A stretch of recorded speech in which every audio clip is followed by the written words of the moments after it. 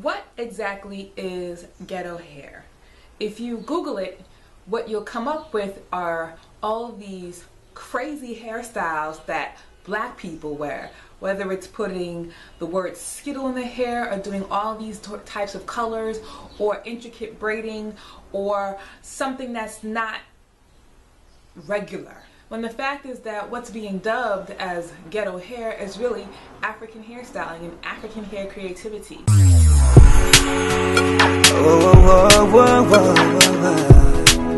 AHIS. Yeah.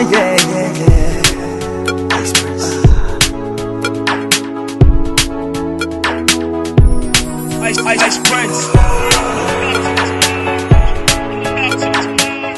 I'm really fascinated by it because it shows that even if we do have relaxers or we continue to do our hair in natural hairstyles, we are able to look at nature, look at things out in the world and create it in our hair.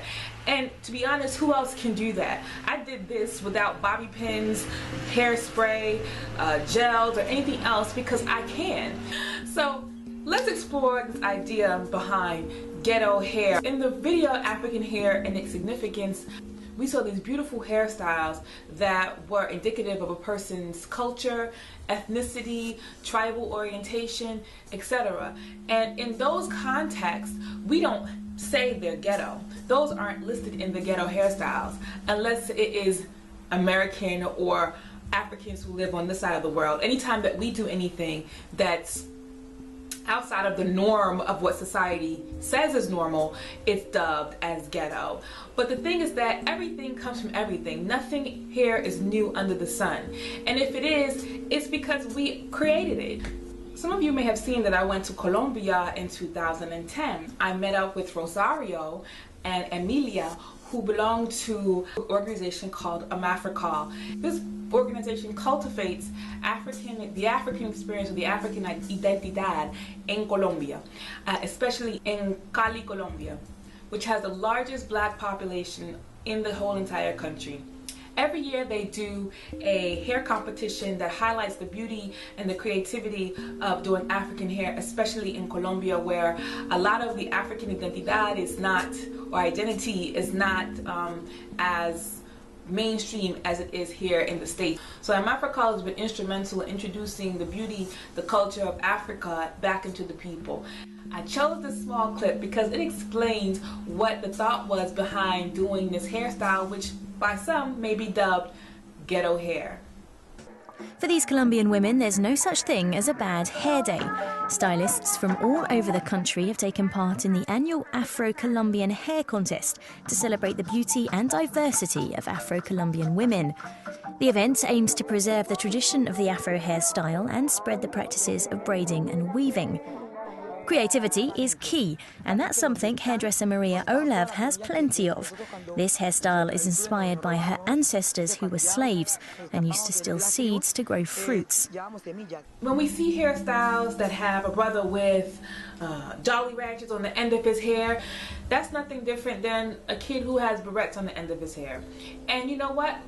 You may not want to do Jolly Ranchers, and you may find that that's deplorable and absurd, but we've always been putting things in our hair, whether it's pea to color our hair, barrettes, and cowrie shells, and beads, and straw, and stick, and whatever else that we can use to maintain our hair or to beautify our hair, we've done it. So as we look at some of these images, I want us to really understand what it means, and you know, the importance of us being able to express our creativity through our hair is something that African people have always done, even when it's not in our natural state. So, you know, I know some of you may be like, oh no, that still looks stupid. Well, you may never ever put your hair like that, but I really want us to get through our heads that it's creativity. Look at this. I think this is the dopest thing ever. I mean, who comes up with this stuff? This is the dopest thing that I have ever seen in a long time. I mean, it unzips to show these spirals. I mean, this is just like the most dopest thing in the world. And the Afro pic, it's nothing new. I mean, this is the picture that was taken of a brother in the earliest part of the 20th century, and we still do this today. And then we have Cicely Tyson, who's wearing a pineapple style. And here's a picture of a sister that I took, or sisters that I took while I was in Sierra Leone. And it's indicative of Mende hair. And they replicate what's a very popular fruit in the country, which is pineapple. All the things that we do to our hair, for the most part, is replicating something that we've seen. So the girl who wants to put her favorite candy and spray it up in her hair and put flowers or anything else in her hair, that's something that we should be proud of and we should want to share with the world. A lot of us have this idea that this person is embarrassing you, because the only way for us to look proper is to look like or have hairstyles that are similar to what non-African people wear. The beauty of our hair and it being African is that we are able to do things that no other people can do, and we should celebrate that and we should embrace it.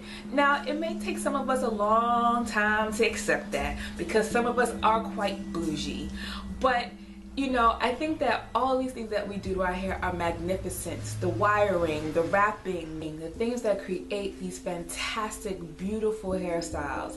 And even the things that we put on top of our hair to give us another element of beauty and regalness.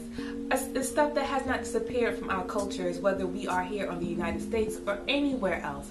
Like this beautiful hat that this Zulu woman is wearing is very similar to the church hats that are being worn today, because you know what, ain't nobody did it except for us. So it's us being African.